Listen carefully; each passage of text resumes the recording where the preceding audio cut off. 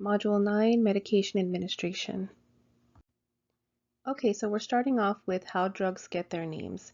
So every drug has a chemical name, and that refers to the exact description of the drug's chemical composition and molecular structure. So this name, and you can see it here on the slide, I'm going to attempt to pronounce it, 2p-isobutylphenol propionic acid, okay?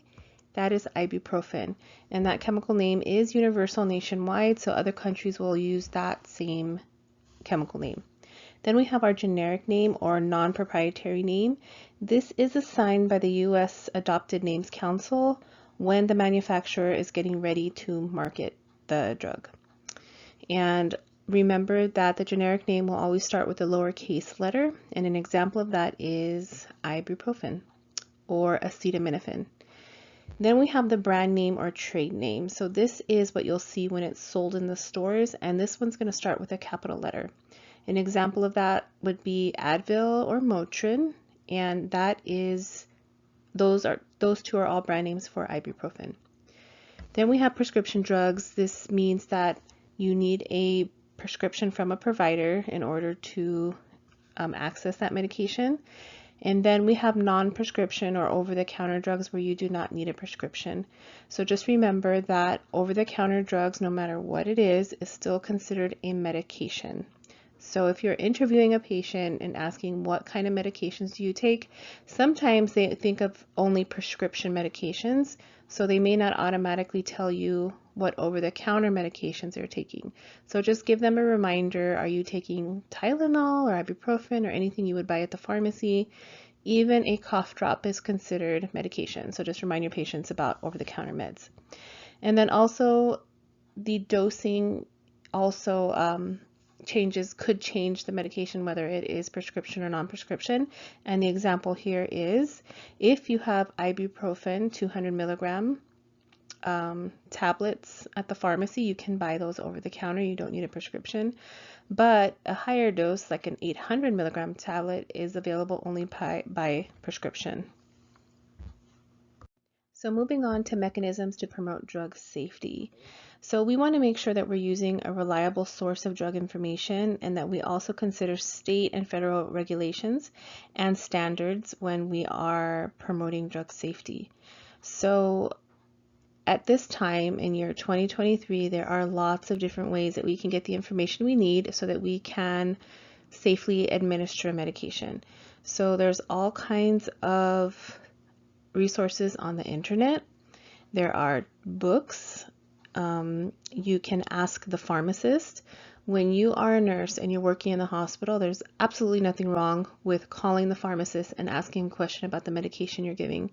You're not going to get in trouble. You won't get attitude. That is what they're there for, and they actually appreciate those questions.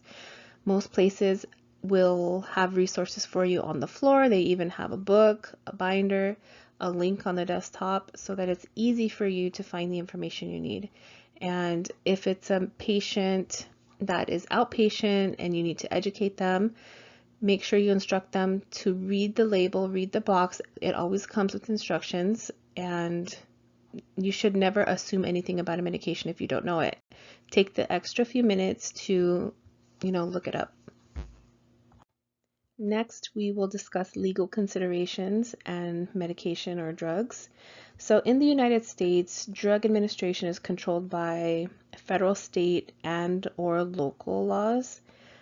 However, standards of nursing care, state nurse practice acts, and organizational policies and procedures will define your actual role and responsibilities in administering the medication. So there's a lot of different entities that we as the nurse need to follow and remember that they exist, okay, because we want to protect our license and we want to keep our patients safe. So the FDA, the Food and Drug Administration of the U.S. Department of Health and Human Services, regulates the manufacture and sale of all medications, and they also monitor the effectiveness, and it also regulates the testing of any medication that's to be marketed and sold in the U.S. So that's really important to understand that. And there are some what we consider medications like over-the-counter vitamins, stuff like that, that are not regulated by the FDA. So make sure your patients understand that. Next is controlled substances. So what are controlled substances? These are substances or drugs that are considered to have either limited medical use or high potential for abuse or addiction. So if you look at this chart here, it is a schedule, and this is how they're classified, schedules 1 through 5. 1 would be the most potential for abuse or addiction. An example of that would be heroin. And you see those don't have any medical use. So there's not going to be any doctor that's going to prescribe heroin, for medical purposes. And then you have all the way up to Schedule 5. So these have the lesser potential for abuse or addiction. Still could happen, but not as likely. And an example of that would be Robitussin AC. That's a cough medicine with codeine. So that is a controlled substance. It is illegal to possess one of these medications that fall under these schedules 1 through 5 without a valid prescription. And when you're a provider, whether you're a physician or an NP or a physician's assistant, you do need additional training in order to be able to prescribe controlled substances.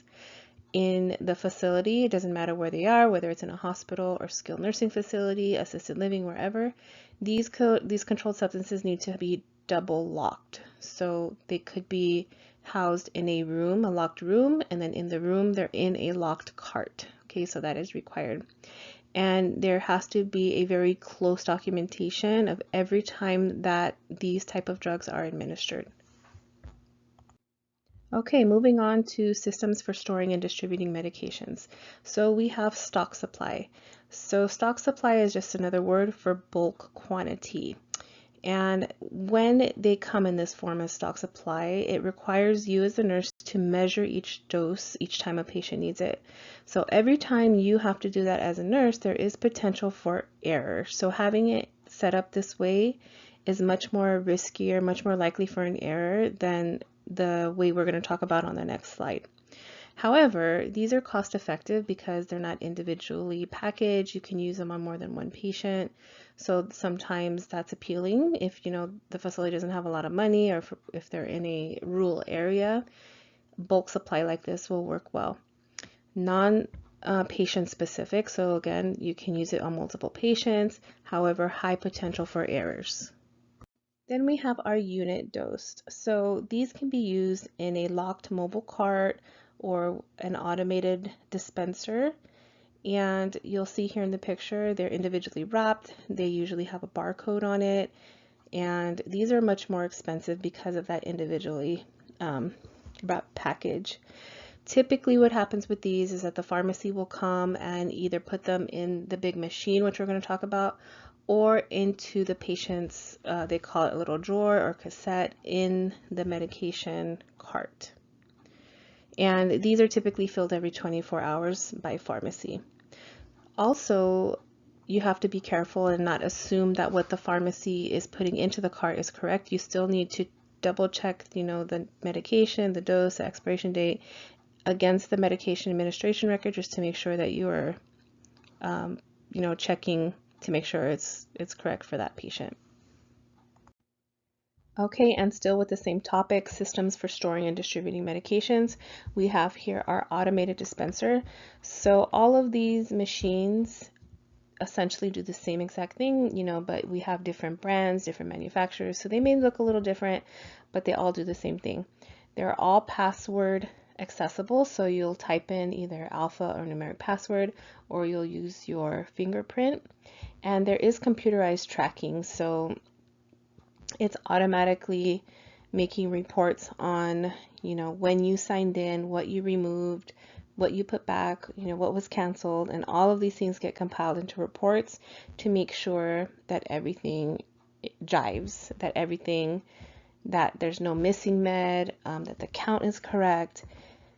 Yes, so if there is a mistake at the end of a shift, they will come to you and say, hey, look, your name is here, what happened? Then we have these self-administration medications. So at some facilities, they may allow the patient to keep medication at the bedside. It could be something that the facility dispensed to them, or it can be something that the patient brought in from home. And this type of thing isn't always approved, but you can get permission from the facility if they allow it. So sometimes you'll see that, but that's not that common. Moving on to pharmacokinetics. So pharmacokinetics refers to the absorption, distribution, metabolism, and excretion of the drug.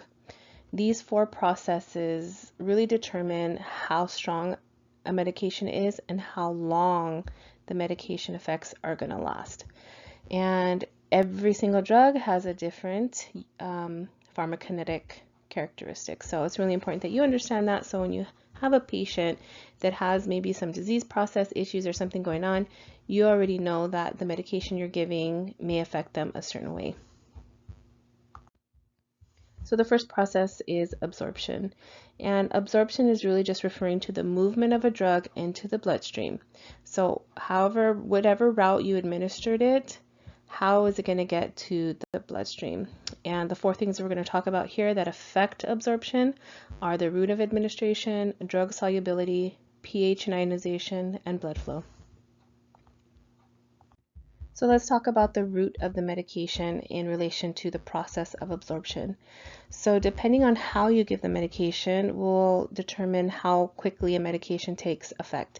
So you could have local effects, systemic effects, or both. So if you have an ointment, for example, on the skin, you're likely only to have local effects, which means it's only going to treat that area. Versus systemic effects, if you change the route from skin to intravenous or IV, then you're going to have a systemic effects because it's in the bloodstream, it's going from head to toe in the body. Let's look at these two scenarios, which we talked about in class. So a patient has severe nausea, vomiting. What would be the best route to administer antiemetics? Antiemetics are medications given for nausea and vomiting.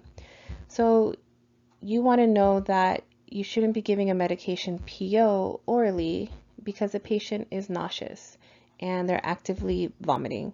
So it is likely if you give it to them orally, they're going to throw it up. So we don't want to do that. Or it might make their nausea worse. We want to do another route, such as maybe IM, intramuscular, if applicable, or maybe IV. Okay, that would be a more appropriate route. Scenario 2, a patient has diarrhea. How does this affect the absorption of an oral medication? Okay, so if we are swallowing a medication orally, that medication has to work its way through the GI system, through the GI tract, and if the patient has diarrhea, that might just get flushed through and won't have time to be absorbed as it normally would have, so that can affect absorption. So let's look at the routes of drug administration. We have enteral and parenteral. Enteral is referring to the GI tract, so it can either be a PO med, an oral med that you swallow, or a med that you're giving through an NG tube or a G tube. Parenteral is every other way, pretty much. IV, IM, sub-Q, intradermal, and here it breaks it down. Subcutaneous, intramuscular, intraosseous, that's when you go into the bone. Intravenous, IV, intrathecal, that is in an artery. Pulmonary, that's in the lungs, and then we have transdermal, which is on the skin. Then we have solubility. And how does this affect absorption? Well, the ability of a medication to be transformed into a liquid form that can be absorbed in the bloodstream will determine how quickly it will take effect. So you can use the example of giving a medication in its liquid form versus in the tablet form. Which one do you think is going to take effect quicker? It's going to be the liquid form. It's already broken down, it's liquid, it's going to be absorbed quicker versus a tablet. Still needs to be broken down by the GI tract. So the more highly soluble the drug, the more rapid the absorption rate. And there are different categories here. So we have water soluble. That's going to be absorbed pretty quickly in the GI tract. However, the lipid soluble medications isn't as quickly absorbed as the water soluble, and they're preferred when a longer effect is required. And these types can cross the blood-brain barrier. So we want to be really careful with those because we can start having some neuro side effects. Then we have enteric coated. So these enteric coated tablets have a special little coat around them that cannot be broken down by our gastric juices or acids.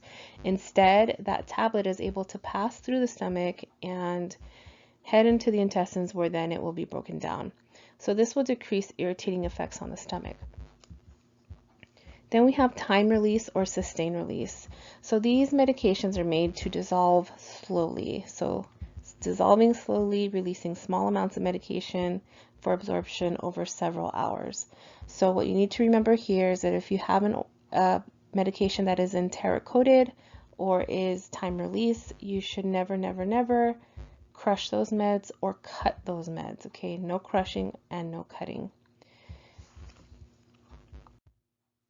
Next is pH and ionization and blood flow to the area. Again, we're talking about the process of absorption. So pH is also important because some medications are broken down quicker when the environment is acidic, while others will break down quicker if it's more alkaline, and vice versa. So pH is important. Also, blood flow to the area. So generally speaking, medications are absorbed more quicker in areas where blood flow to the tissue is the greatest. So for example, our oral mucous membranes has a large vascular supply, lots of blood flow there. So that's why we can do sublingual and buccal, because it's going to be absorbed pretty quickly. However, areas that don't have that well blood supply, like the skin or some tissue that has been impaired, like scarred areas, they're going to have delayed absorption. It's not going to be as quick. It'll happen, just not as quick. Moving on to the next process of distribution.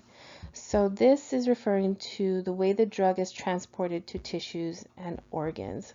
So here we are again with the local blood flow. Again, blood supply is important, and it affects the way how the target site affects the distribution of the drug.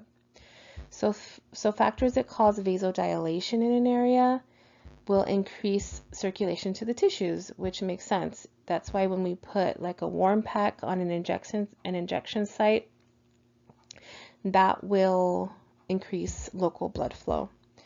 Things that cause vasoconstriction will decrease circulation to that target tissue, and that makes sense. So if you're trying to get medication to go to a target area, then we probably want to vasodilate so that those vessels open up, more blood flow, versus using cold, for example, that is going to vasoconstrict and decrease circulation to that area. Then we have membrane permeability. So when we ingest a drug, those little drug molecules must leave the blood at some point and cross capillary membranes to reach their sites of action.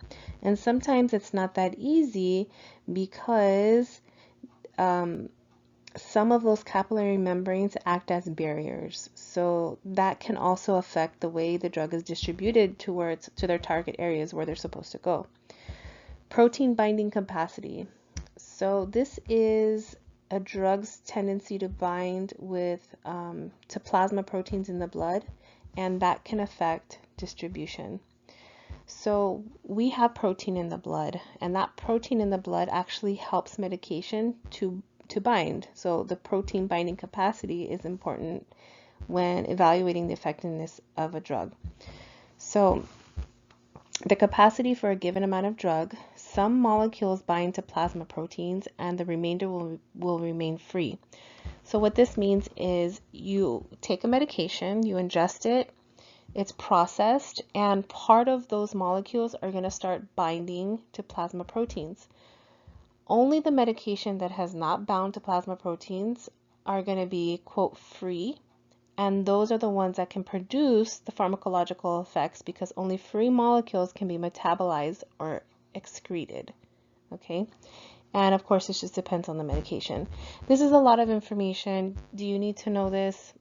Probably not in detail. Just know that distribution affects the effectiveness of a medication. And when you go to pharmacology, you're going to go into depth about all of these things, and you'll get a better grasp on them. This is just an introduction, so honestly, you don't have to focus on this, but it's good to know. Knowledge is good. Next is metabolism. So metabolism can also be referred to as biotransformation. This is the chemical conversion of a drug. And let's talk about factors that affect metabolism. So number one on the list is liver function. So metabolism takes place mainly in the liver. So if you have an impaired liver, it's really going to affect the way the medication is metabolized. Although The kidneys, blood plasma, intestinal mucosa, and lungs can also help out with detoxifying, but the liver is the primary organ for this job. If liver function is impaired, like if you have cirrhosis or maybe just you're aging and you're older, then the drugs that you ingest are going to be eliminated more slowly. So that means there's going to be more drug left behind in the bloodstream, and that can lead to toxic levels accumulating. So that's why you want to be really careful with older patients. And if an older patient, on top of being older, also has an impaired liver, then they will be more at risk for developing toxicity in certain medications. Health disease status. So certain diseases or disease states also can affect drug metabolism. First pass effect. Something you should know. So oral medications are absorbed from the GI tract and then they go through the liver before they actually reach the bloodstream. This is, our systemic circulation. So many oral medications can be almost completely inactivated because they've already gone through the liver, and that's what you call the first pass effect. So for this reason, oral medications are usually formulated with a higher concentration of the drug than parenteral medications. So you'll notice that if you're giving like morphine tablet versus morphine IV, you'll see that the milligram dose is going to be higher with a tablet because it's going to have to be swallowed, goes to the GI tract, the liver is going to take it, and what's left over isn't going to be the same amount it started with. But if you give it through the IV, you need a smaller dose because it's right in the bloodstream and it's direct. Okay, so remember that first pass effect. And lastly, excretion. So this is elimination of the drug itself. So for excretion to occur, drug molecules must be removed from their sites of action and eliminated from the body. These drugs, they may be metabolized completely, partially, or not at all when they're excreted. So the whole spectrum. And the kidneys, the liver, the GI tract, the lungs, and exocrine glands, they're the ones who can excrete the drug. So the kidneys are the primary site of excretion. So if you have adequate fluid, it really helps the kidneys to get rid of those drugs. We want to monitor the signs and symptoms of toxicity in patients with impaired renal function. Just like the liver, if the liver is impaired, those drugs can build up. Same thing with the kidneys. If the kidneys are impaired, those drugs can build up, so we want to watch them for toxicity also. The liver and GI tract, so some drugs are broken down by the liver and are excreted into the GI tract and eliminated in feces. But others, like those fat-soluble agents, are reabsorbed by the bloodstream, then distributed to the target site, and then returned to the liver. So, and then the kidneys will later excrete those compounds. So anything that increases peristalsis, and that is those contractions in our intestines. So anything like diarrhea, or you're taking a laxatives, or giving an enema, or maybe you have some type of chronic bowel disease like Crohn's disease or ulcerative colitis, that is going to accelerate the drug excretion via feces. Inactivity, poor diet, or the opposite, decreased peristalsis, will delay excretion, which will increase the effects of a drug. Okay, so those are important things to keep in mind. Then we have our lungs. So our lungs don't do a lot of excreting of drugs, but gases, they do. When we give a gas administered by inhalation, then they're going to be removed by exhalation, and that makes sense. All right, so other concepts that we should consider when we are talking about drug effectiveness. Time until onset and peak. So the onset of action is the time needed for a drug concentration to reach high enough in the blood so that the effects that we want start to appear. Okay, therapeutic range, we're not going to go into too much detail, but it is the level of concentration of a drug in the blood that produces the desired effect, but without toxicity. Okay, so there's always a threshold. Then we have our peak level, trough level, therapeutic level, and you can read more about those in your textbook, but for this, you don't need to know much more than that. Biological half-life. Okay, so this is a medication, the time it takes for medication for half of the drug to be eliminated. And it's important because that's usually going to be the frequency of your medication. So if there's a patient who's prescribed an antibiotic every 6 hours, then that's pretty close to the medication's half-life, because you don't want it to go down, you want it to overlap the level of the drug. Then we have concentration of active drugs. So the effectiveness of a medication depends ultimately on the concentration of that drug at the intended site. Okay, so that's all you need to know right now. You'll learn much more about that in pharmacology, so don't stress yourself out about this information at this time. There's also several factors affecting pharmacokinetics in general, more than several, there's a lot. Your age, your body mass, gender, if you're pregnant, the environment, the route of administration, we just talked about that. When you give the medication, if the patient's hydrated and has fluids, what other disease processes are going on, genetics, and psychological. So there are so many different things that can influence pharmacokinetics. Okay, effects of drugs. So we have primary effects and secondary effects. So we give a medication because we want something to happen. The patient has something going on, we're giving a medication to treat that. So that's what we're going to call therapeutic effects. Those are our primary effects. It's predicted, so we know this is going to happen. Intended, we want it to happen. Desired, this is the whole point of giving the medication. Those are the primary effects. So for example, you have a headache, you took some ibuprofen, we're predicting that it's going to take the headache away. That's what we wanted to do, that's why we're taking the medication.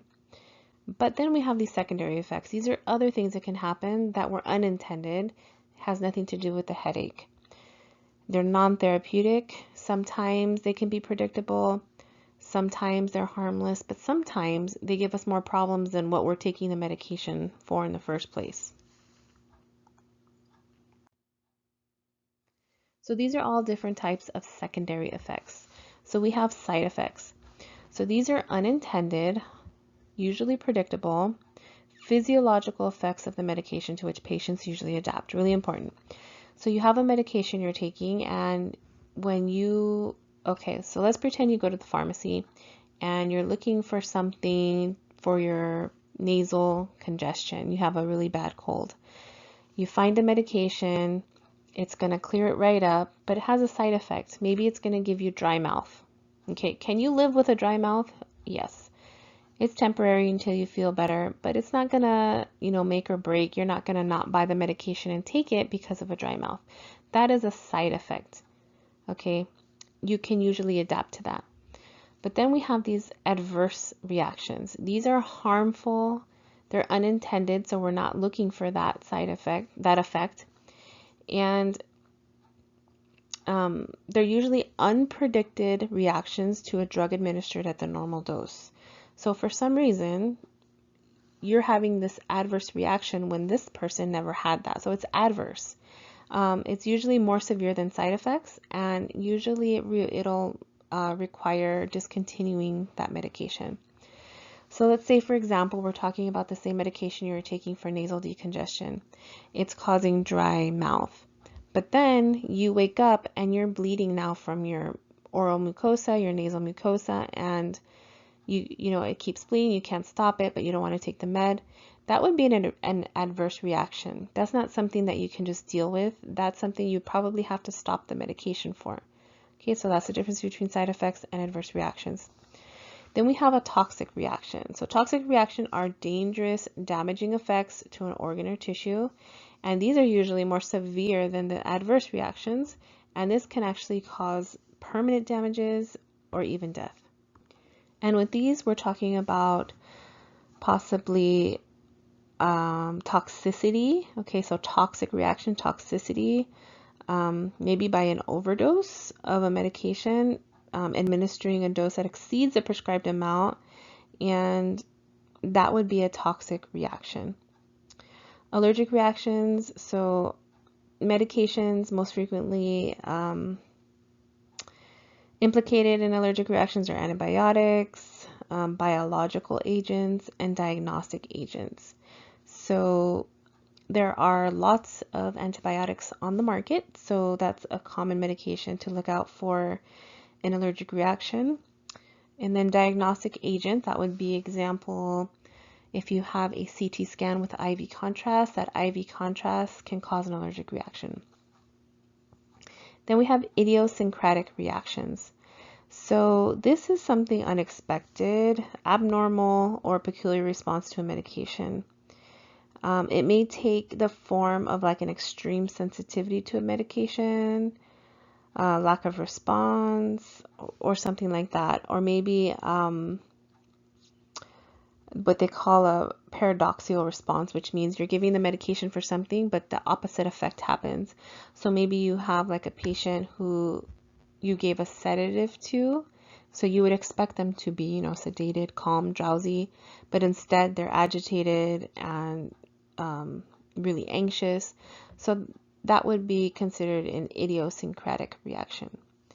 Okay, cumulative effect. So that's the increased response to repeated doses of a drug that occurs when the rate of administration is greater than the rate of metabolism and excretion. So maybe they have an impaired liver and two impaired kidneys. It's going to have a decreased metabolism and decreased excretion, but the patient keeps taking the medication despite those things. Then that medication can build up in the bloodstream, and that can actually cause toxicity. Drug interactions. So drug interactions is when one drug alters or modifies the action of another. Antagonistic. So this is a drug relationship when one drug interferes with the actions of another and decreases the resultant drug effect. So sometimes you'll see on drug labels, like medication bottles, make sure you don't drink it with milk, for example. I'm talking about food, but it can be another medication where it's going to decrease the absorption of that drug. Then we have synergistic drug relationship. This is an additive effect. So that means when you take these two medications together, it's going to have greater than if you were just to take one by itself, okay? Greater than the individual effects. Then we have drug incompatibilities. So this is when you mix multiple drugs together, and as a result of that, it causes a breakdown of its composition on its chemicals of one or both drugs. And then just a note here, drugs may interact with certain foods. And in this picture are some very common ones: alcohol, milk, and grapefruit. Okay, a lot of medications have their effectiveness is affected by these food items. So let me just mention medication reconciliation and why it's so important.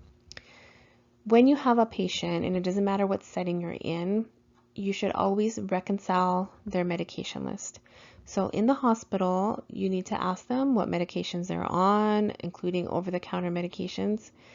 And if they're coming from another facility, then they're going to have a packet with them, and you need to go through it with a fine-tooth comb and find out what they're on exactly, what they're currently taking. So let me give you an example. You can have a patient that lives at home that sees multiple doctors, and sometimes those doctors do not communicate with each other. So they're prescribing medication on top of medication. Okay, these patients have polypharmacy, meaning they're taking several medications, and sometimes there's duplicates. Sometimes they should have stopped the medication, but maybe they didn't understand, so they're still taking it. Those type of patients are the ones that fall through the cracks. Maybe they don't have anyone to go with them to doctor's appointments, or maybe they do, but they both don't understand, and no one has really taken the time to really see if they are following how they should be following. Okay, back to the hospital. You have a new patient. You're going to reconcile their medication. You're going to see what they're on, what they're not taking, and compare it to what they're taking in the hospital. All of those things, you as a nurse, you're not going to make any changes. This is something you tell the doctor, so the doctor can clean it up. Okay, so really important that any new patient, we reconcile that med list to make sure that, they're all safe. A little bit about drug abuse or misuse. We have tolerance, dependence, drug misuse, drug abuse, and illicit drugs. I'm not going to go over these. You can kind of read through these. They're pretty self-explanatory. Okay, moving on to a medication prescription and all of the components that must be written on it so that it's valid. We have, and we're talking right now, for example, a paper prescription. You're going to have the patient's full name, date and time, the name of medication, the dosage, the frequency, how many doses, the route of administration, and it has to have a signature on it from the provider. These things are mandatory. So if you're working in a clinic and you use paper prescriptions and the doctor wrote one, you want to just take a quick look-see to make sure that all of these components are present. This is some examples of a complete order. So what do you do if you think an order is incorrect? And this can be in the outpatient setting or in the hospital setting. You're working and a doctor put in an order. Now granted, in the hospital, there are a lot of mechanisms in place to prevent errors. So when a provider is sitting in front of the computer and they are ordering something, there are lots of safety nets there. They're trying to make it as easy as possible and clear so that we can avoid errors. And it's not foolproof. We're human. We make mistakes. So that's why you always have to double check. But just so you know the behind the scenes, doctors just click, click, click. Medication, dosages are brought up. They pick it. The computer will also alert them if it senses there's something, odd about it. But you always want to make sure that you triple check if you need to. So you get a new order, look up the medication and reliable source to verify all of those things: spelling, usage, dosages, and routes. If you're unfamiliar with the medication, you can ask your, another nurse, your charge nurse, or another provider. Check the prescription, compare it to your resource scale. If all else fails, you need to contact the prescriber, the one who ordered it. Get a clarification. If you have a question, if you have a suggestion, you contact the prescriber. There's nothing wrong with calling them. They wrote it. It's, don't do something that you're unsure of. Most medication errors occur during the prescribing process. It doesn't matter. You as the nurse, you're the last link in the chain before it gets to the patient. So really you have a huge responsibility to make sure what you're giving them is, those 6 rights: the right dose, the right time, the right dosage, the right reason, all of those things. It is our responsibility to make sure that we do our due diligence to make sure that they are safe. So this next slide here is from your textbook, from the Davis textbook, and it's a table of common medication related abbreviations. So everything listed here is okay to use. So you will become more familiar with these as you go along, but it would not hurt for you just to kind of read through these if you are unfamiliar. So BID, TID, IM, IV, all of these things you're going to see all the time. This table is also from your textbook. It is a list of error-prone abbreviation symbols and dose designations. So these are abbreviations that you should not use. You'll still see them in practice. It's just error-prone. They could be misinterpreted. You might think it says, for example, HS. I always learn that as before bedtime. It's hour of sleep, but it also means half strength. So that's something that you shouldn't use. It can be easily taken for one of the other. So those type of things you should just write out just to be clear. So in practice, it's good for you to establish good habits. And this list is pretty long, but it is worth it just to kind of read through it so you can, avoid those potential errors. There are different types of medication prescriptions. We start with the written prescription. So this is your generic prescription. They're writing for medication, and there is no renewal date. So the prescription will remain unchanged until the prescriber writes a new prescription to change it or to discontinue the medication. Then we have automatic stop date. So this one is usually used in a facility. It's a protocol, and it's used to discontinue medications after a certain amount of time. So for example, most narcotic prescriptions in the hospital are only in effect for 7 days. After the 7 days, they'll automatically be discontinued, and the provider needs to come back, assess the patient, and then restart it after that. Then we have a stat prescription. This means that it's a single dose medication that has to be given immediately, and it's only one time. Single is also a one-time prescription, but it's not a stat. It doesn't have to be given immediately. It can be given, usually at any time. Or it could also mean it's for a procedure. So it's just like a one-time thing. Then we have the standing prescription or standing order. These are orders that are active and they're established guidelines for treating a specific disease or a set of symptoms. So this could mean a patient comes into the hospital and they have signs and symptoms of a stroke. So then we get standing orders. These are all orders for that disease process. They're already there for us. A doctor doesn't have to go through each one. They just approve the order set and it's a standing order. Or there can be an order, for example, in the computer for like a medication. If the patient has an allergic reaction to something, it's a standing order. It's an active order.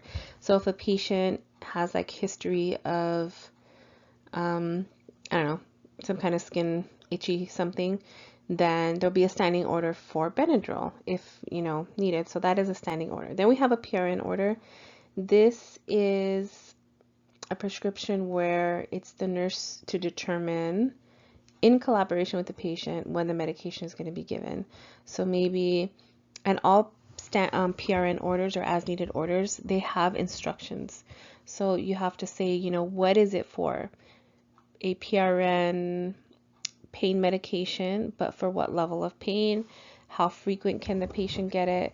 So there's lots of information that goes along with it, but it's the nurse's judgment to administer that according to the order. The way that prescriptions are communicated. So we have handwritten, and then we have oral verbal. So oral verbal is literally the doctor telling you right next to you to put in an order. Like I mentioned in class, you should avoid this at all costs. There's no reason why the provider can't put in their own orders. That is the safest way because there's one less, one less party involved in writing the prescription or the order. If the doctor is telling you to write it, there's potential error. There's always potential for a mistake, so they should do it. Unless it is an emergency. If there's some type of code or other emergency, then yes, a verbal order is perfectly fine. Then we have our telephone order. This is probably going to be the most common that you're going to experience. You're on the phone with the provider and they're telling you what order to put in for your patient. So this is where it's really important that you're listening and that you understand what they're saying and what the order is. The best way to confirm it is to read it back. Read it back so that they can say, yes, you have it right, or no, let me correct it. Again, best thing to do is to read it back. Okay, so let's take a look at this scenario.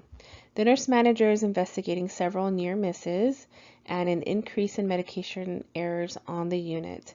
The nursing staff discusses that they're having difficulty reading the handwriting of a particular provider. They convey that she becomes very annoyed when asked to clarify her prescriptions and has on several occasions stated, "I'm sure you'll figure it out." The nurses have been having other nurses interpret the prescriptions. So in this time with electronic charting and the availability of technology, this is happening less and less because these providers have smartphones, they have laptops, they have access to the patient's charts from home even.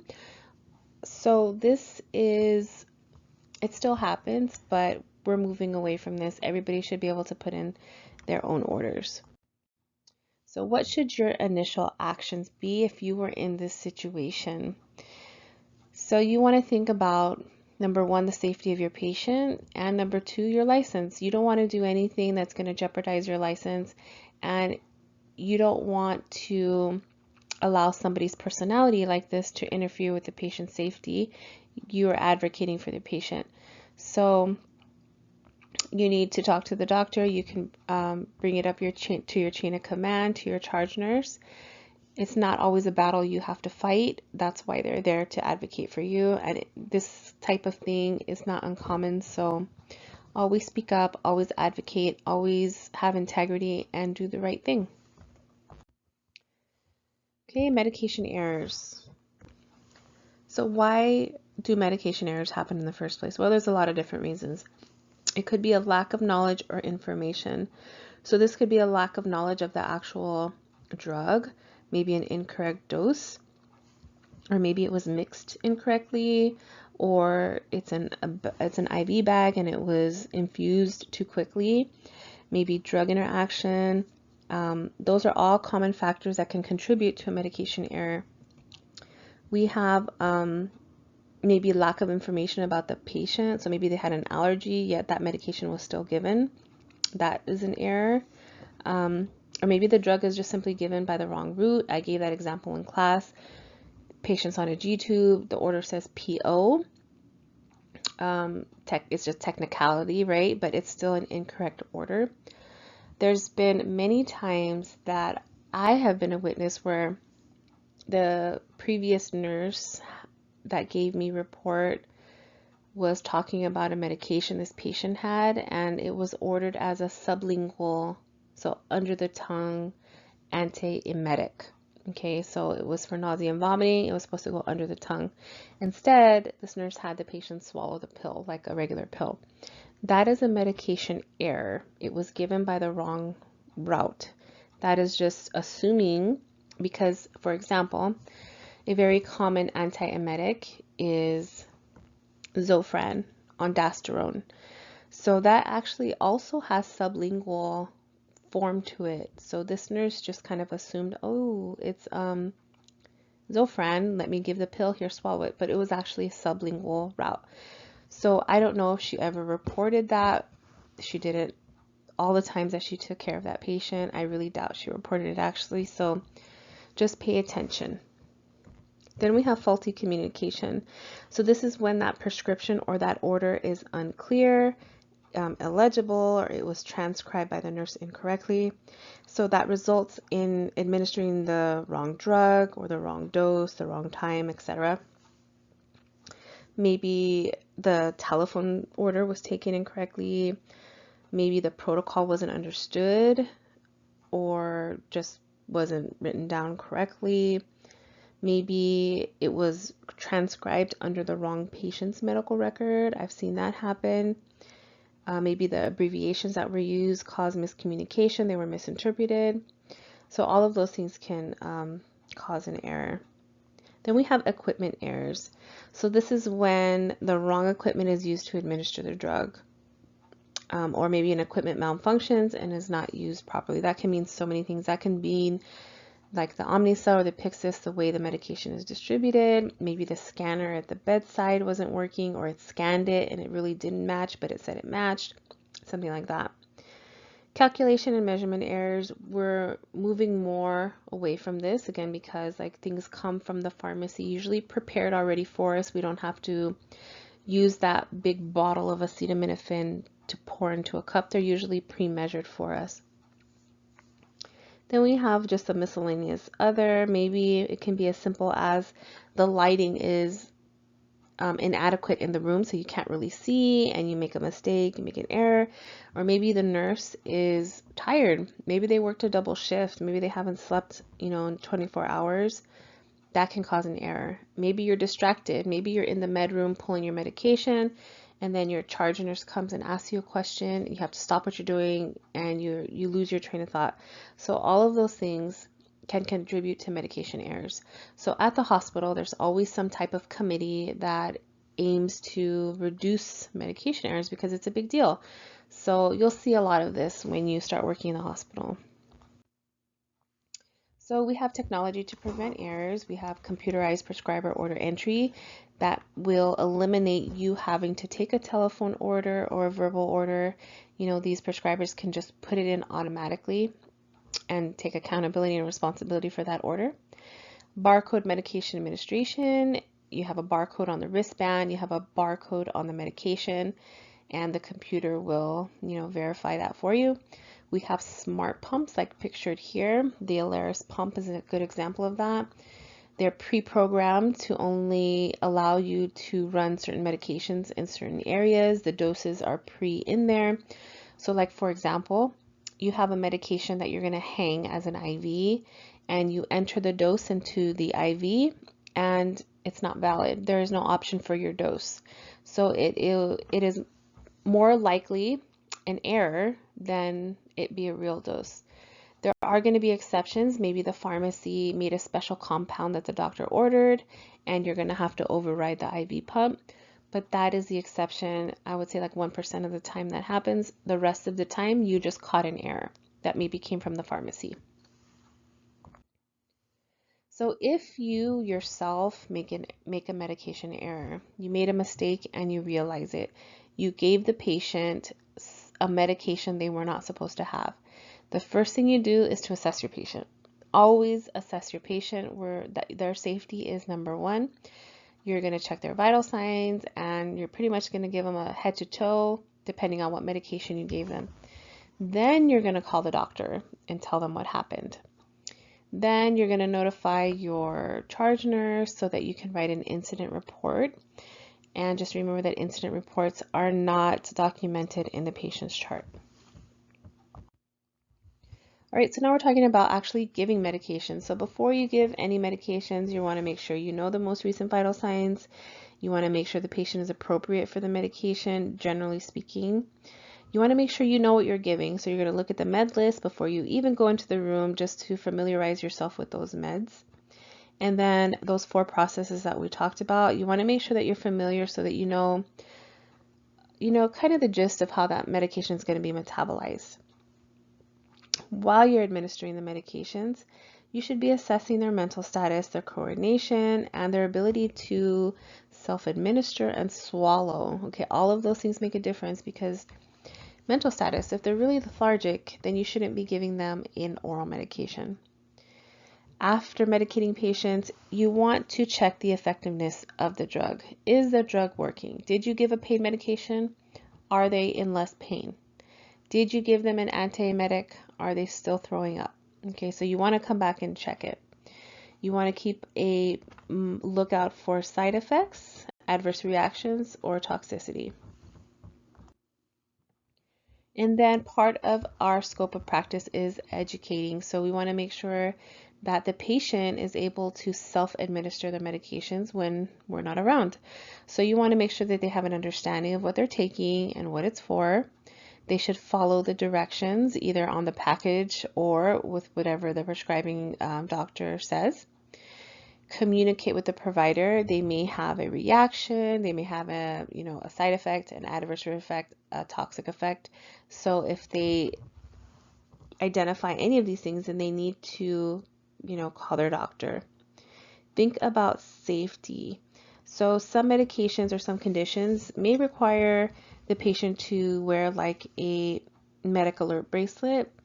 For example, if they're diabetic, or if they're on blood thinners, or if they have some type of severe allergy to a medication, then they should definitely wear some type of identification of that. Safety also, you want to tell patients don't be taking other people's medications, especially prescription medications. If they have an issue, they need to ask their own physician. And then medication should be kept somewhere away from children. It maybe lock it. It shouldn't be, somewhere where they can reach under a cabinet. We don't want them to, ingest those. That could be lethal. And then if you have expired medications, or maybe oftentimes somebody will expire, pass away, and then their family has all of these bottles of medications, those should not just be put in the trash, and you shouldn't be flushing those down the toilet either. So one suggestion would be to crush them all up and mix them with like kitty litter, or mix them with coffee grounds and then throw them away. And that's just to help the environment, so you're not putting them down the drain. Administer the drugs correctly. Okay, that's what this whole lecture is about essentially, is to make sure that you're doing, and we're going to talk about each medication route next. Storing drugs safely. So you don't want to take your medications out of the original container and put it in another container. You should keep it in the same container that the pharmacy gave it to you. And that's because the new container may not have all the information on it, or maybe it'll have different information on, like how to take or what the dosage is, something like that. You want to maintain your supplies, so you want to make sure you're getting your refills so that they're there when you need them and you don't have a gap between when you're ran out versus when you have to go get the refill. So that can take some time, so you want to look ahead and just make sure you always have your supply. And also check the expiration dates to make sure that you anticipate them so you can get replacements. So you want to educate your patient on all of these things. So now we're going to give the medication. You're going to start with 3 checks. So before you pour, mix, or drop any medication, you're going to look at your medication administration record, your MAR. After you pour it and prep it, you're going to look at that MAR again. And before you give the medication, you're going to do it again. Then we have our 6 rights of medication administration. So that includes the right drug, the right dose, the right time, the right route, the right patient, and the right documentation. This list goes on and on and on. There's a ton of other safety checks, but these are the main ones.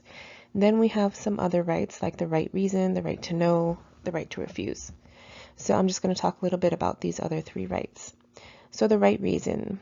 So this includes the right to not receive unnecessary medications.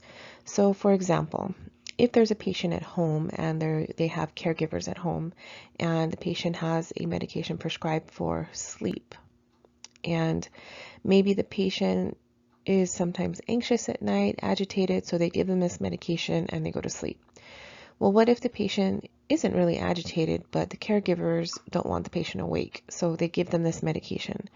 So that is not okay, and this might be in the home setting, but we can also translate that into the hospital. If you have a patient who is maybe giving you a hard time, you're not going to push a medication just because it's going to make your life easier. Then we have the right to know. So every patient has the right to know what they're taking, why they're taking it, and what side effects or potential side effects could happen. Then we have the right to refuse. So every patient has the right to refuse if they're alert and oriented. And after you educate them about why the medication was prescribed and how important it is for their plan of care, and if they still continue to refuse, then that is their right. Even if it could have potential consequences for not taking it. Like say, for example, they're taking an important medication that's going to lower their blood pressure, or maybe they've been taking it and it has been effectively lowering their blood pressure. And then, one day they say they don't want it. Even after you've told them the importance of it, it doesn't matter why they don't want it. If they don't want it, then we don't give it. Okay, routes of administration. So we're starting off with oral medication. Oral medication is the most commonly used route, so you're going to be giving lots of oral meds. This includes tablets, capsules, liquids, buccal and sublingual medications, and enteral medications, which is via tube feeding. Measuring liquid medication. So for liquids, suspension, and elixirs, you're going to follow the directions from the manufacturer for dilution and shaking. So you may need to add some sterile water, or you may need to shake the solution before you prepare it. So when you're preparing these, you want to take a medicine cup. You do not want to use a spoon or other measuring type spoon, especially for patients that are at home and that may need to take this medication at home. You want to educate them not to use their spoons, but instead they need to use a calibrated cup. And those come with the medication, either prepackaged or the pharmacy will give them extras. Okay, so really important, they don't use their household spoons, but they use the calibrated cup or syringe. So when you're pouring this, you want to put the cup on a flat surface, and you want to fill so that the base of the meniscus, and you can see that here in this picture on the slide, let me circle it. So this is the meniscus. You want that to be at the same level as your ordered dose. So you'll need to go down to eye level to make sure it is correctly administered. And then you can also use a syringe, it just depends. You can see here, so you want to get used to what these syringes look like. This black piece inside is the plunger, and if you look, it's kind of like a round triangle. So you're not going to use the tip of that triangle as your measuring indicator, but instead you're going to use the flat base. So this would be 5 mLs of liquid. Okay, so we have solid medications here. You see they come in different sizes, different shapes, and this is one that's not scored, and this tablet is scored, so it has this little line. It makes it easier to cut. So if you have a medication and it says that the patient is taking, half of the dose, then that is perfectly fine to cut, and you always want to use a pill cutter. Always use a pill cutter. Now, if the tablet is not scored, like this one, and it doesn't have a line, then you want to make sure it's okay to cut before you cut, because sometimes you're not supposed to cut the tablet because that means the dose will be off. It's not evenly cuttable. So just check before you cut. Then we have capsules like this, and again, same thing. You want to find out beforehand if it's okay to open that capsule.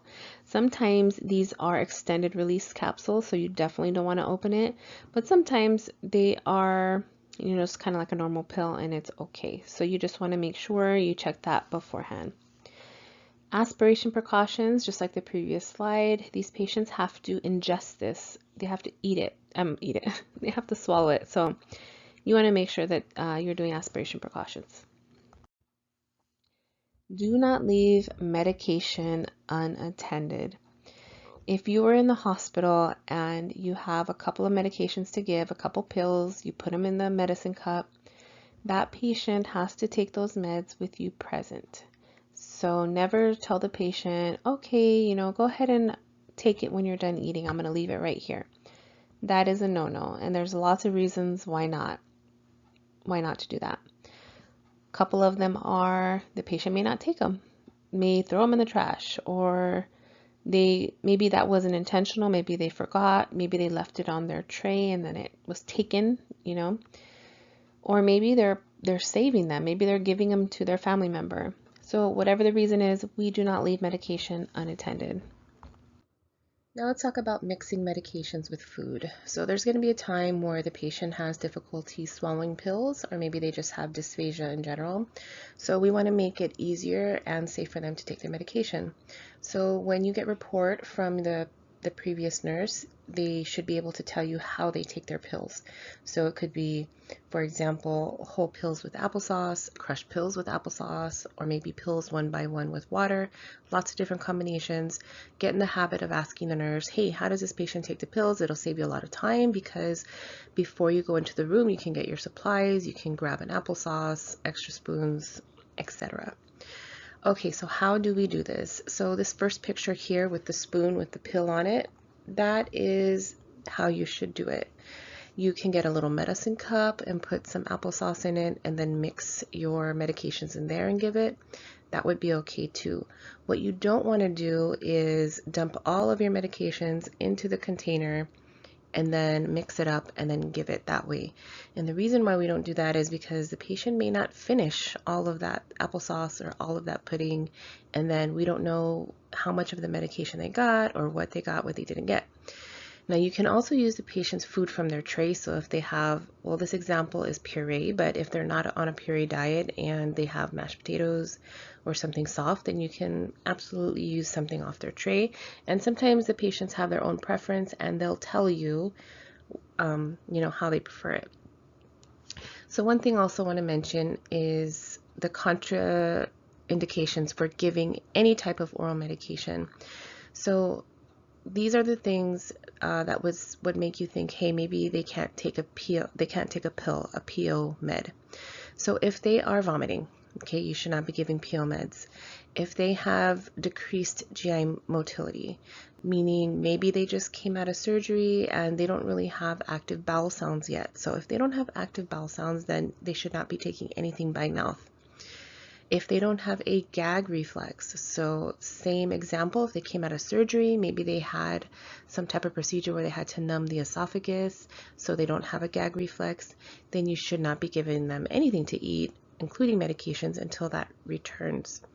And then if they have a decreased level of consciousness, so if they're very, very drowsy, very, very lethargic, and they can barely, open their eyes, then we don't want to be giving them medication by mouth.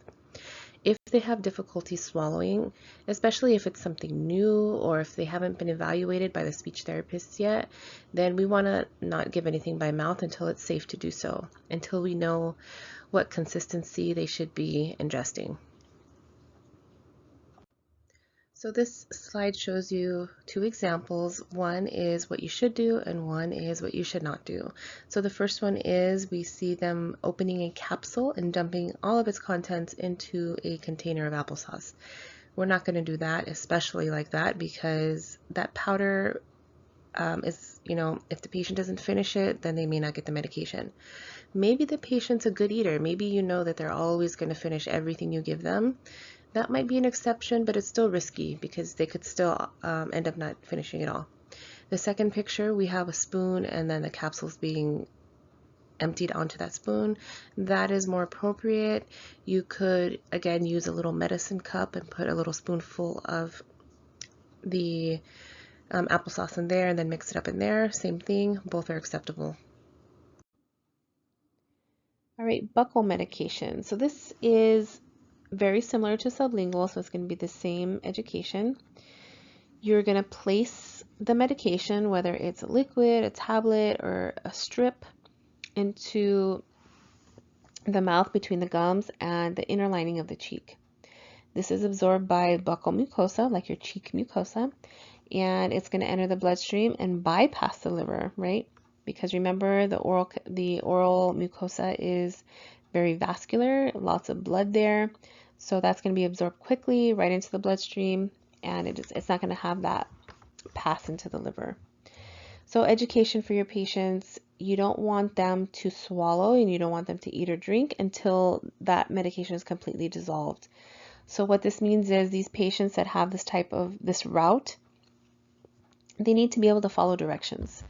If they're confused, disoriented, and you stick something in their mouth, they're probably going to swallow it. So again, they have to be able to follow directions. Sublingual, all the same instructions, except this time it goes under the tongue.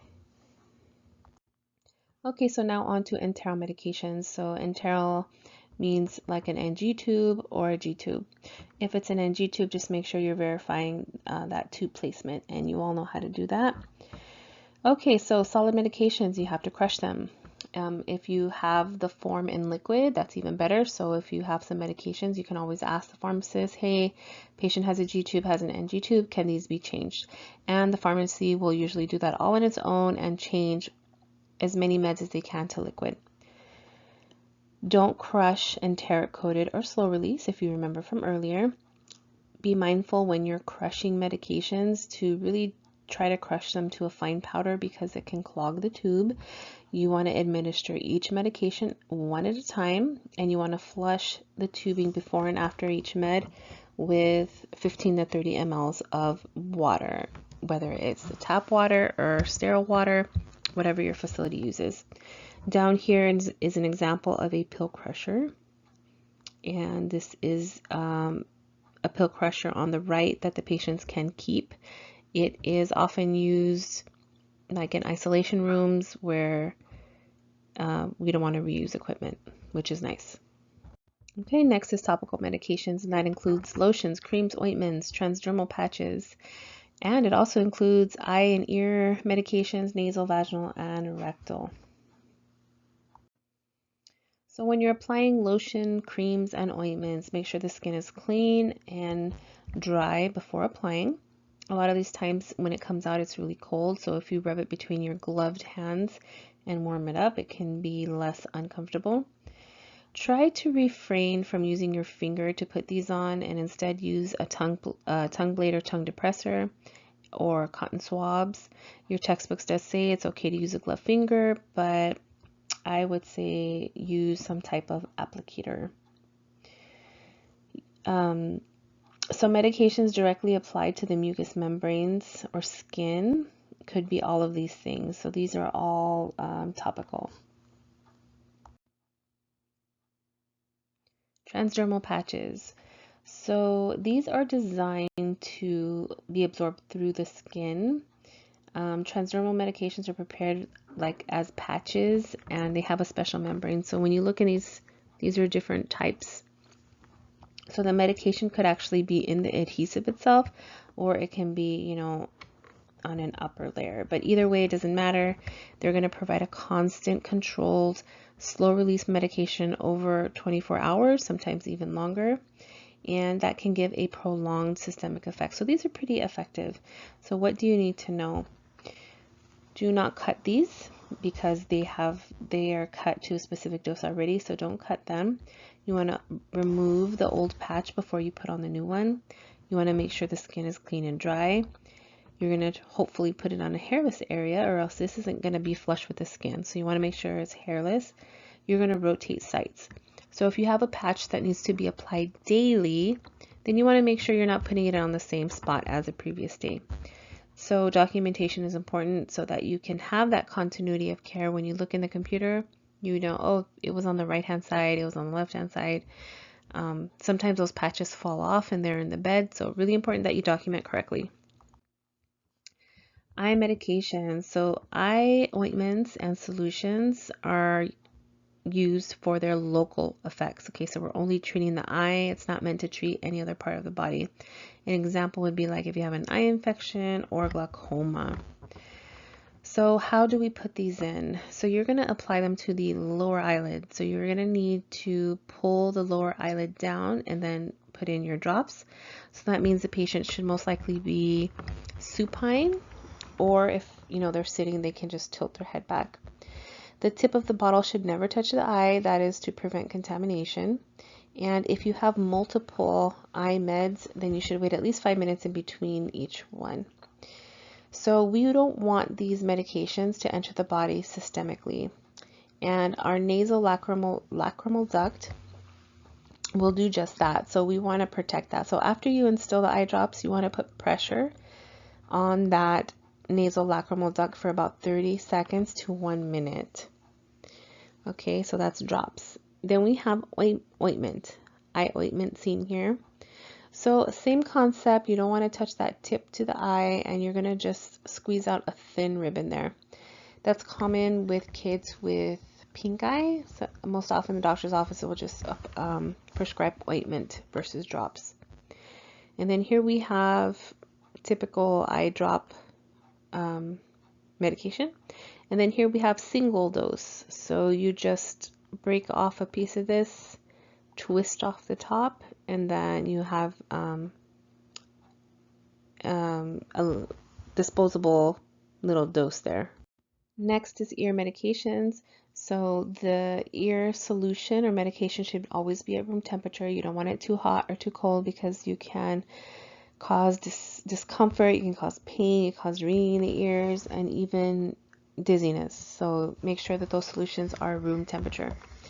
If you have a eardrop that is kept in the refrigerator, then just run it in between your hands to warm it up before you administer it. All right, so how do you do this? So the patient should be sitting upright or laying down on their side. You want to hold that dropper about 1 centimeter above the ear canal. Put in the prescribed amount of drops. You can gently apply pressure to that tragus if it doesn't hurt, or the patient can do it also themselves.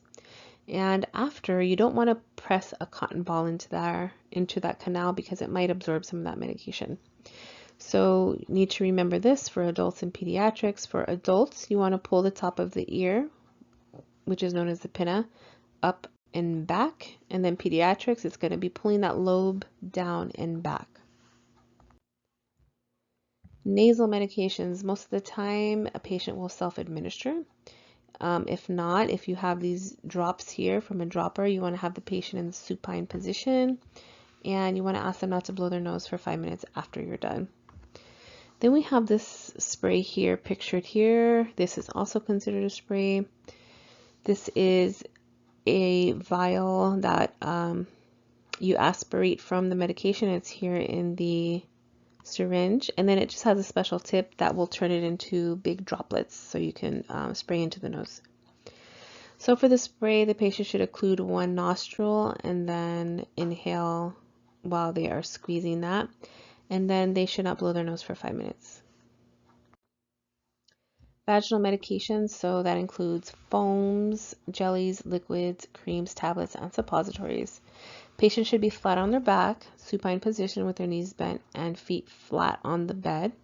You want to use some lubricant, or not only this is a suppository, you don't only want to lubricate this, but if you're using an applicator, you should also lubricate the applicator. When you insert, like this picture shows, you want to insert the medication along the posterior wall of the vagina. So you see it's right here. This is the posterior wall. And then after administration, the patient should remain in that flat laying position supine for about 5 minutes after. Okay, then we have rectal medication. So this includes rectal suppositories and liquid, such as enemas. The absorption is usually slow and kind of unpredictable because, you know, there's rectal contents, maybe irritation, and sometimes you don't know how long the patient can kind of hold the medication in the rectum. So sometimes we don't get the full effect of rectal medications. How do we do it? Okay, so the patient should be on their left side, and this picture shows why that is. We follow the anatomy of the colon. So if you're on the left side, you're not working against gravity. Gravity is helping you. And then after that, you want to make sure the patient stays in that position for at least 5 minutes after. If you're inserting a suppository like this, similar to the vaginal insertion, you want to make sure the medication is up against that mucosa and not straight into stool if it's there. Next is respiratory inhalations. Next are MDIs, or meter dose inhalers. You'll see this often with patients with asthma. So you have this little aerosol canister on the inside, which you can push down, which then releases the medication out of the mouthpiece. So with any MDI, you want to shake them vigorously. You're going to ask the patient to take a deep breath, exhale, tilt head back. They're going to push the inhaler button during a slow, deep inhalation breath, and they should hold it for 10 seconds. So that is how you take it. That would be considered one puff. Then we have a spacer. So these spacers can be used by kids or adults, but most commonly in kids because it's kind of hard to follow all of these directions. So instead, you have this chamber here that will hold on to the medication. So you push the button, the medication goes into the chamber, and then there's a one-way valve on the other side, and it allows the patient to get that medication without following these directions. Okay, then we have our dry powder inhalers.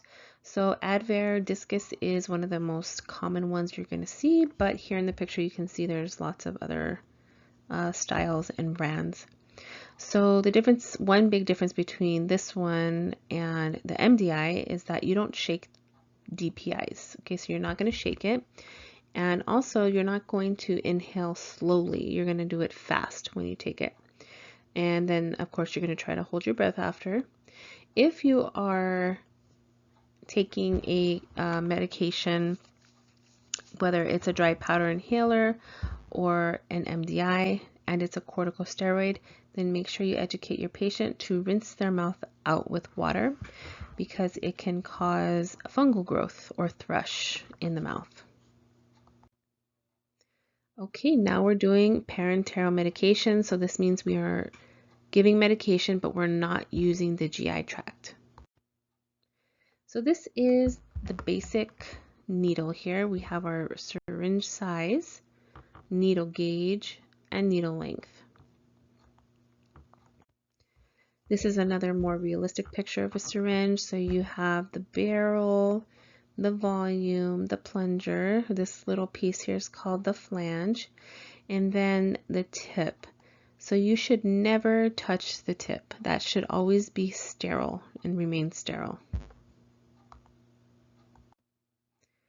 This shows there are many different types of syringes, and you're going to need to look at your order and determine which is the best syringe for your situation. So if you have an order that says 2 mLs, then let's see, you want a syringe that's at least 2 mLs, as close as possible. So if you have a syringe that's like 10 mLs, you're not going to use that, right? Because it's too big. But if you have one that matches more closely, then that's the one that you're going to use. This slide just shows the measurements of a syringe more clearly so you can see the differences. So there's different types of syringe tips. There is a luer lock, slip tip, or luer slip.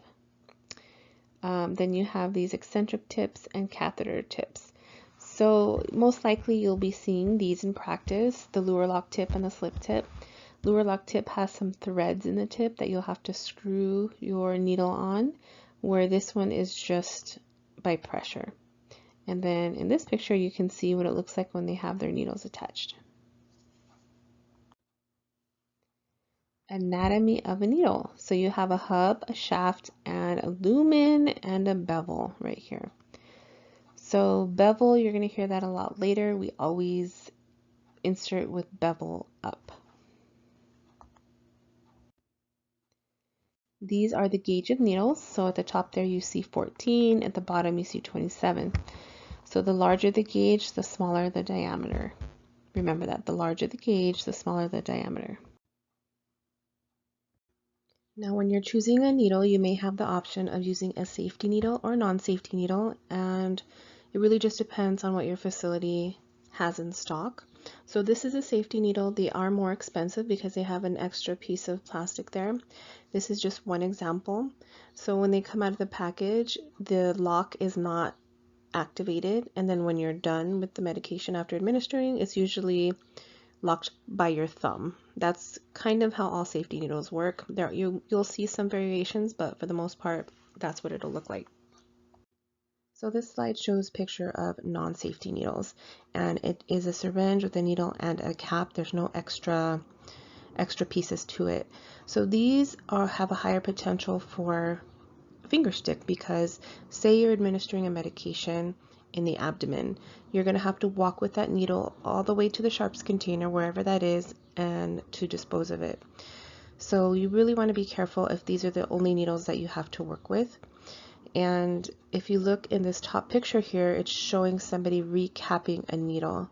So if you don't have to recap a needle, then you should just put it directly in the sharps container. But if you have to recap it for some reason, then you want to use a scoop method, which is that second picture down below. Now, a reason why you would need to recap would be, for example, if you're preparing a medication and you're not in the patient's room. Maybe you're in the med room, some circumstance, for some reason you can't prepare inside the room, then you're going to want to recap. And you're going to recap by using the scoop method. So this is an example of how syringes can come packaged. So you'll either have the syringe already connected to the needle in the package, like this one shown here. You just have to remember when you take it out of the package to make sure that the needle is tightly secured to the syringe. Whether it's a luer lock tip or the slip tip, just make sure it has a nice firm connection. Then we have these where the syringe and needle are packaged separately. So you choose the size of syringe and then you choose your needle size. This is a filter needle. So it is a special needle. It has a red cap and it has a tiny little filter inside that hub. And these are used when you're drawing up from an ampule. So an ampule is here. It's made out of glass. And when you are ready to administer it, you clean the top of this vial with an alcohol pad. You clean it just like you would anything else, and then you take a gauze, like a 2x2 gauze, and you break it in between your fingers right here at the neck. It breaks very easily.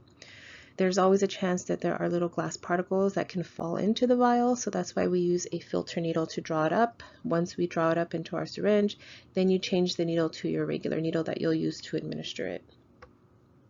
This is a blunt tip needle, so if you look at this needle, there is no point to it, there's no bevel, it's just blunt and it has a straight edge.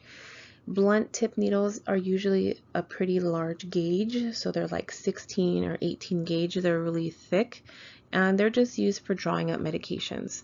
You're not going to administer any medications directly, through the skin on a patient. This is just for transferring medications. All syringes and all needles should go in the sharps container. Do not throw them in the trash. And if you ever see a needle in the trash, don't go in there to take it out to put it in the sharps. Once it's in there, it's in there. So how do we draw up medication from a vial? So the first thing you're going to do is get your vial. They come in different sizes, and all vials have a little plastic cap that you're going to have to take off before you can access the top. So once you take that top off, you're going to clean it with alcohol. And it doesn't matter if it's a brand new vial, you're still going to clean it with alcohol. You're going to get a syringe, and you're going to use a syringe that's appropriate for your volume amount that you're going to give. You're going to draw up the amount of air that's to equal the same amount of volume that you will be injecting. So we'll say 2 mLs. So you draw up 2 mLs. And then you're going to inject that air into the vial. And that's because the vial is pressurized, and if you try to aspirate medication from that vial without putting air, sometimes it won't come out. It'll be really hard. You'll kind of be pulling the plunger down, but nothing will come out. Once you have your air in your syringe, you're going to look at the top of the vial, and you're going to see that there's a circle there, and you want to aim for the middle of that circle. If you happen to miss it, or you're in a rush, or whatever happens, and you don't get right in the center but you get close to the edge, what can happen is some of that medication can leak out when you're drawing it. So when you turn it upside down and you're drawing out your medication, you'll see little drops coming out the edge, and we don't want to do that, especially if that whole vial is supposed to be drawn up. Then that means the patient will not get all of their meds. We want to avoid coring, so when we insert the needle into the top, we can potentially carve out a little piece of that rubber, and then it can start floating around in the vial. And you can see in this picture, there it is. So the way that we prevent that is you want to put the vial on a flat surface. You're going to hold it with your non-dominant hand. You're going to get your syringe and needle. You're going to approach it at a 45-degree angle. Once you penetrate that top, then you're going to bring the needle up to a 90-degree angle. You'll push your air in, and then you're going to reverse the vial shown here, and then you can aspirate its contents. Once you aspirate the contents, you're going to push up that plunger so that you see one little drop come out of the top of the syringe. You're going to flick it with your fingers to make sure any other bubbles rise to the surface, and then you are good to go. One thing I want to remind you is that when you get a new needle out of a package, it is very sharp. And once you insert that needle into the top of a vial, it's going to become dull. And each time you access a vial with the same needle, it's going to become more and more dull. So I want you to keep that in mind. So if you puncture a vial once, you're good. Maybe twice, okay. But if you're using that same needle to keep accessing that same vial, by that third time, that needle is going to become blunt and dull. And when you try to administer that medication, it may not even puncture the skin, and it'll just be like trying to insert a stick into the skin. So just be mindful if you are preparing a medication and for whatever reason you had to access that vial a few times in order to get that medication out, then just be safe. Change it to a new needle that's nice and sharp. And sharp needles cause less pain. Remember, do not administer medication you did not prepare yourself. So if you are drawing up medication in the med room and you drew it up, you double check the dosage, you know that it's correct, You cannot hand it to another nurse. Oh, can you please give this to patient in room 34? That nurse should not take it because that nurse did not prepare it. They don't know what's in it. So that would be a unsafe practice. And the reverse, if a nurse asks you, hey, can you give this medication for me? I have it ready for you. It's, you know, this medication. No, they need to do it themselves. So if you prepare the medication, you're the one who has to administer it. When you insert a needle into the skin, and of course, if you're at a 90-degree angle, then this doesn't matter. But if you are inserting at any other angle other than 90 degrees, you have to insert with the bevel up. So this here is a bevel, and it should be facing up. And if this were the skin, that's how it would go in. If you insert with the bevel down, it's going to hurt. It's going to hurt more than it should. So just make sure bevel is always up. If you are inserting an IV, that's the first thing you should do when you take that catheter out of the package. Make sure the bevel is up. Next, intradermal. So how do we inject intradermal? So intradermal, we're going into the dermis of the skin. These needles, we only want to inject a maximum of 0.1 ml, so it's not too much medication. So we're going to do 0.01 to 0.1 mLs. We're going to use a tuberculin syringe, pictured here. They're usually orange. It's going to be a fine gauge needle, 26 to 27, 10 to 15 degree angle when inserting. You want to have that bevel up, and you're going to create a small bleb. That's because you're going to be in the dermis, and that's how you know if you're in the dermis, because you will see that little bleb, that little bubble when you inject your medication. And then you don't want to massage after you inject it. This is most commonly done for TB tests, for tuberculosis, PPD, or if you see in this picture here on the right, when they do allergy testing. Next is subcutaneous. So these injections need to go in the subcutaneous tissue or fatty tissue or adipose tissue. Those are all the same thing. This is for non-irritating water-soluble meds, small doses. You're going to use a 3/8 to 5/8 inch needle, 25 to 27 gauge needle, or a 28 to 31 gauge insulin needle. And just a side note, if you're using an insulin needle, make sure that you have insulin in it. You should never draw up insulin in an ml unit of measure because they are different. You can use a maximum of 1.5 ml solution in those. If you have more than that, then you'll need to separate your doses. You want to find a fatty pad, so somewhere that has a lot of fatty tissue. So the abdomen is always going to be our #1 option because there's lots of fatty tissue there on most people. You can do the upper hips, the lateral arms, and the thighs. You can see there in the picture those ideal spots. Usually in the hospital, the most common areas are going to be at the back of the upper arms and the abdomen. You do want to pinch skin, and you want to inject at a 45-degree angle. If the patient is larger, maybe has a lot of adipose tissue, then a 90-degree angle will be appropriate.